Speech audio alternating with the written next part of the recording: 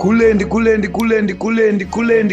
Muri yeZimbabwe zvatotanga 2026 uya akutouya ane pressure dzakewo, kuchachemwa ende kuchamhanywa. Another day, another right. Panapa taitasangana neimwe nyaya. Daniel Garwe ari kunzi ari kusangana nazvo, ari kunzi ada kutobviswa kwaari kutochimhanya ari ikoko kwamurewa, pari kunzi panofanira kumhanya munhu. Aiwa, iko zvinezvi tiri kuti inonzi season yekunzi wobikwa kuita kuponorwa chaiko chaiko. Situation dzingori kwese kwese. Last time lapedzera kumuona aicomplain achitaura kuti atingauye nemahamba todedzera kuti nzara yapera because chero mubhaibheri chaimo zvakanzi varombo muchagara navo zvanga zvisinga make sense, because ndakagara ndakazvitaura kuti vanhu vari kusapota ZANU-PF because vane nzara, saka vari kufungidzira kuti since iriyo ruling party inenge ichicontrola government inokwanisa kumbotorawo tumariwo somehow yoya ichipa vanhu, sezvo kusisina zvesvo zvokunzi zvema-Christian care zvaitwa nevanhu. Saka vanhu vafunga kuti pamwe since government iyo iripo vanomboona kaichiita Zim aid ichinodonata zvinhu kunana Mozambique kunana ani ichiita semunhu akanzwa nzara yamurova ofunga kuti pamwe zvinhu zvinoita bo. Ende mapoliticians ekuZimbabwe ndiwo mamwe ekuti vari kudzidzisawo futi vanhu nungoka yokuti unongoona unzi uya kumusangano kana nguva yekurima yacho unopedzisira ikanganwa, ende unongochipuwa zvimapromises zvekupenga zvekunyeba zvokuti you end up thinking kuti zvinhu zvako zvakutoita. But now regedzai tipinde pane nyaya yemukomana. Kana muchinge makateerera nyaya idzi nenews idzi kubva kudhara kune vachangosvika panapa ndo paKulian TV patinorova nyaya without fear or favor. One chivhitivhiti. Regedzai kana makatolaika ndibva ndangojambira munyaya macho.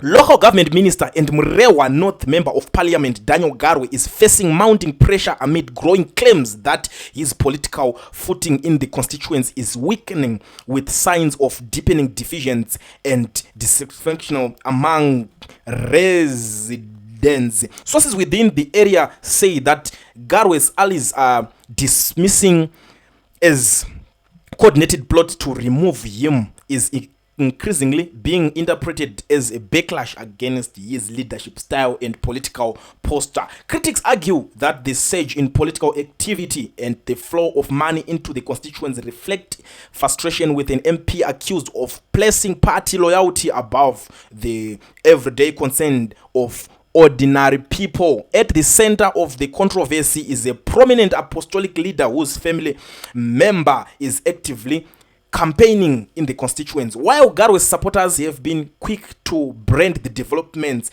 as a vote buying, some community members saying the situation points to waning confidence in the sitting MP rather than simple political opportunism. Senior party figures speaking privately amid that Garwe rigid stance and strong alignment with powerful political centers have alienated sections of both the electorate and the ruling party. People are tired of leaders who hide behind slogans and loyalty while community remain undeveloped, say one disgruntled party insider. Residents of Murewa North say they are increasingly frustrated by repeated calls for gratitude and loyalty when basic services remain unreliable. They keep telling us he is loyal to the president, but loyalty doesn't fix our roads or put food on the table, said one villager who requested anonymity.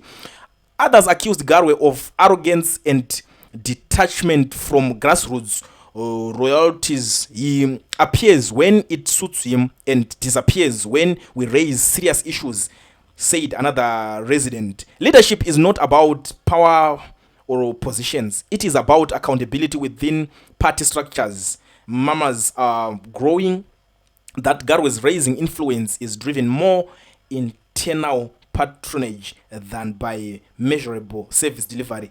He is influence, yes, but influence without humanity creates enemies, said a local party official. What we are seeing now is the cost of ignoring the people's voice. As apostolic tension continues to rise in Murewa North, pressure is mounting on party leadership to intervene. For many residents, the unfolding developments are less about factions or money and more a demand for leadership that listens, delivers, and respects the electorate rather than taking it for granted. Saka nyaya yekungonetsa panapa ndeyekungoti munozongobudikira kanguva dzakapera muchiti vaMnangagwa vari kuzodai so vari kuzoenda 2030 inini ndakatozodai so ndiri loyal. Saka vanhu vari kuti hatidye kuti uri loyal kuna vaMnangagwa, tiri kutoda kuti zvinhu zvifambe, hatingafambe mumakomba nekuti tichiti iwo uri loyal kuna vaMnangagwa. Ndo nyaya iri kunyonetsa. Amen, time yakaro nyaya yopedzera pakungonorwa, because inini for your own information guys, isusu we know this guy very well. Anenge achingofamba achingodetsana nevamwe, geza uya kunoku ndikupfekedze saga, kana watadza kundipfekedza inini ndini ndichakupfekedza saga. That's Daniel Garwe for you. So ari kunzi zviri kumunetsa iko kwacho. Anzi chiko charity begins at home. Aungambogadzire nyika kana umbogadzira kumbobuda uzoda urwadzi dzimwe nyaya hombe, ione nyaya dzako dzinenge dziri paground. Saka ndo nyaya iri kunetsa kwamurehwa. Saka vari kuti the best way kumubvisa ndo nyaya iri kunetsa panapa. Saka Garwe I feel sorry for vanhu vakafaitira kuti munhu iye apinde papo. Ndoziva kuti kunenge kusina kurarwa musi wacho kamuchiti kuna Daniel Garwe is powerful because ari connected, ari padhuze napresident kawo. Uyu anotonetsana chero nanachiwenga kawo. Anachiwenga anotodzwa kuti ndezvenyu izvi kaizvi.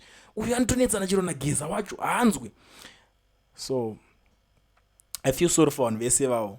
Because vanhu vachikuvhotera vane zvinhu zvavanenge vakatarisa. Hazvina basa kuti chero uchitodya same plate naMnangagwa, hazvirevo kuti wakufanira kuita zvinhu zvisina kurongeka, hazvirevo kuti wakufanira kuuraya constituency yese nenzara, kuti kuuraya constituency nemapotholes. Chii chakadaro ichocho. These guys they must do something chinobatika, something tangible, handiti ndo zvinofanira kunge zvichiitwa.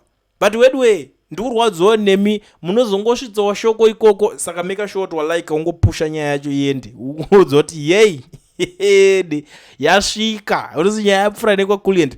Right, for your own information, kune vamwe vanhu vese vari kunetsekana nema-MP vasiri kuita basa, kana kuti utoziva kuti uri kupopota nezviri kunetsawo zvakanhinga kazodai akadai, feel free kundiudzawo nyaya dziri kunetsa. Kana kwenyuwo kuna MP ari kuitawo husoro bhangu, just give me proof. Torai kama video mundipe timabudidze. Unongotora ka video nefoni yako iyoyo wondikandira toona shamwari kulendi panapa zviri kuzodai zvikudai, kana kuti ari kuba mari ungotaura kuti hey, ona icho chibuilding chaiswa apo icho DMP hatisi kuchinzwisisa, tobatsirana kuinvestigate zvinofamba sei. Kana asina zvaari kuita mototiratidza kuti ndezvipi zvaasiri kuita. I like vanhu vakaita sewa kungotenderera. Kana muraini macho mako tichamara ona nzvimbo yedu yene yakadai takamuvhotera akatiprombisa izvi neizvi munhu asati aita, it's good zvekare. Saka for now muri yeZimbabwe, you know what to do. Namba ndagara ndakupai kudhara, munongonditsvaga toonesanawo, tongobatsirana kuti zvinhu zviende kumberi. Because nyika handiti vari kuti inovakwa nevene vayo, iwo ndiwo muridzi wenyika, ini ndiri muridzi wayo. Tobatsirana kuwedzera pressure kuvanhu kuti vanhu vashande nesimba, kwete kuenda kuparliament kunorara.